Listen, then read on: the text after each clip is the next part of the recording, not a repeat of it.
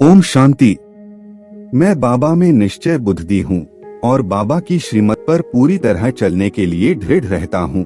फिर भी पिछले दिनों मुझे ऐसा दुख दर्द मिलना शुरू हुआ कि मैं लगभग बर्बाद हो गया। मुझे विचार आया कि बाबा के रास्ते पर चलता हूँ, फिर भी ऐसा दुख मुझे क्यों मिला। मुझे कुछ समझ नहीं आ रहा था।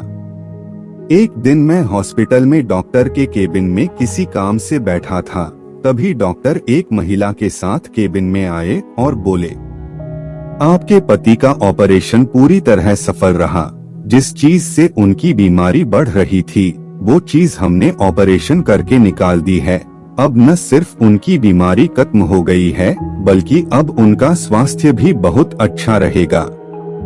मेरी समझ में तुरंत आ गया कि मेरा भी ऑपरेशन हुआ होगा। मेरा कोई ऐसा विकर्म कटा जो मेरे राजाई पद की राह में रोड़ा था।